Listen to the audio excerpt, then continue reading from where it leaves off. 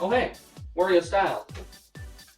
Just got done with a classic retro gaming session. A lot of game companies have really tried to capture that essence of retro gaming that really you can only get from playing retro games. Some have gotten pretty close, like Shovel Knight, really good. And then you have games like this, Alien Invasion. I'm sure it's great, and not at all something someone made to cash in for a few bucks. But today, I want to talk about a pretty nice Game Boy recreation game I found. It's $2. Start this little game. Squidlit is a fun little Switch game that was released in 2018 as a one-to-one recreation of the Game Boy experience. And when I say one-to-one, I mean one-to-one. This game took it upon itself to have the same audio and graphical limitations as a normal Game Boy game. This includes all of the regular pixel limitations, including sprite width and things like that. They were only allowed to have a 160 by 144 pixel resolution. The only colors that are available to be used were 4 different shades of green and yellow. Music was produced and developed on a real Game Boy system, which is very impressive. And you're not allowed to save. Not that you'll need to save. But I know some Game Boy games did allow you to save with the battery, but a lot of them also didn't, so that's a cool limitation for them to throw in there in addition to stuff. Witchcraft. Oh crap. When you first boot up the game, you are greeted with the title screen. The title screen actually also acts as the tutorial to your moveset. As to start the game, you basically have to figure out all of your moves. This is possible because your moveset is very basic, and you're only allowed to move around, jump, and double jump.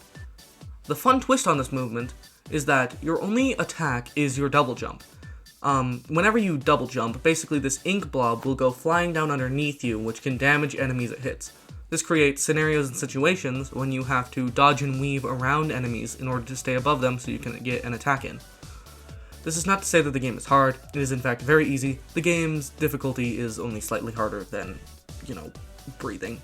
Except for the 3 times where I died. We don't talk about those.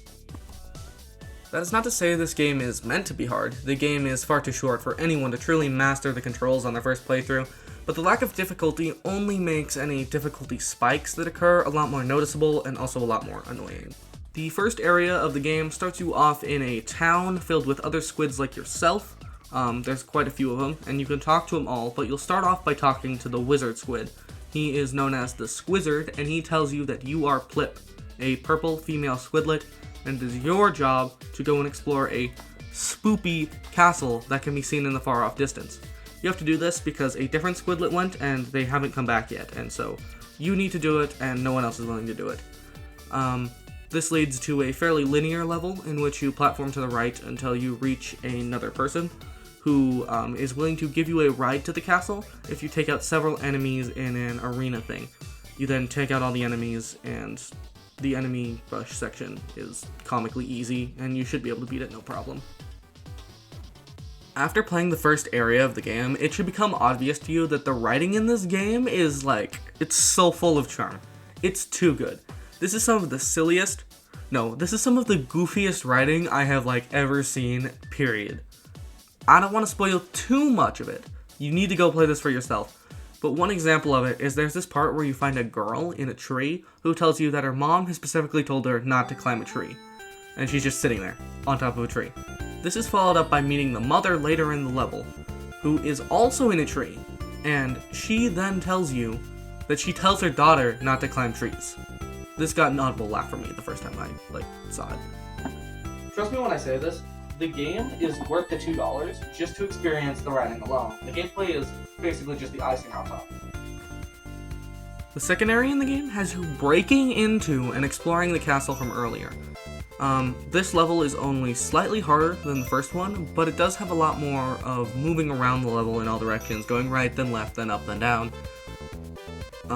There are also some of these ghost enemies in the level, and they're just the cutest dead people I have ever met. Also in the level, you cause a prison break and free an inmate who ends up becoming your partner in crime. No further questions, you just trust him immediately, off the bat. The third area in the game is the Royal Library, which is without a question the hardest level in the game. Don't get me wrong, this level is still pretty easy overall, but I died here twice, and that surprised me. The start of this level has you hunting down and destroying several books, but it's not fun. Mostly because everywhere you look, it's the same. It all looks the same. It's really easy to get lost and then get hurt, and it's just really monotonous, it's really tedious, and it's not fun. Just makes me want to... In contrast to the first part of the level, the second part of the level is actually one of my favorite parts of the game. It is by far the hardest linear platforming section, but it's still not super hard. It's just kind of fun to have a challenge in there that you don't normally get.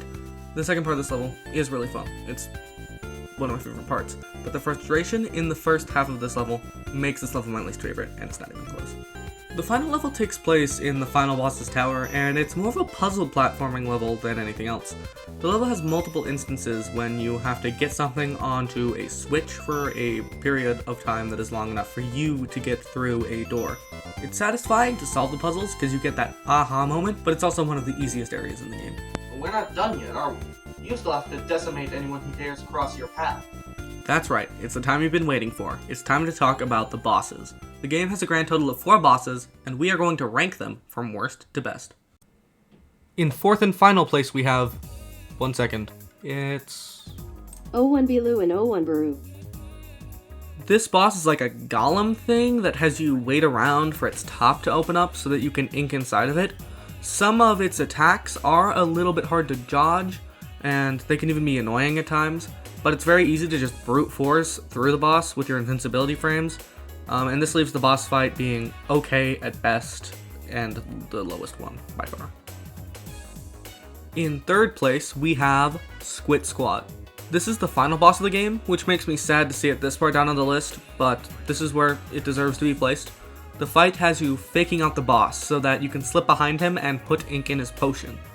This on its own would be a fine enough fight, but it's not telegraphed well, which can leave you wondering how to damage the boss on the first playthrough. Overall, this boss is fun, but there's a problem with your boss when the hardest part of it is the enemy underneath the field. In second place, we have the Sharkerfly. Now we are talking. This is the first boss in the game, and it has a completely unique control scheme. This boss is fought on a plane, which means it's not a platforming boss, but instead a space shooter boss. This fight has you dodging attacks from the Sharker Pillar while shooting at him in between the gaps of his shots. This fight is very easy, but it's a fun enough novelty to make its way to second place. And in first place, the best boss in Squidlit is the Grimoire. In my opinion, the best boss in the entire game is the level 3 boss, the Grimoire. This is a fight with a giant spell book over multiple phases. As the book attacks you, you can go inside of the book to disable some of its other attacks, which can also add this extra layer of strategy on determining what attacks to destroy. This boss also takes a bit of focus to beat, so it's not completely mindless, and all of that makes it so that this is the best boss in the game by far for me. And with that, I think we're done. Nothing else to talk about. Nothing. At all. At all. We're fully, completely done. There is nothing at all left to talk about this franchise.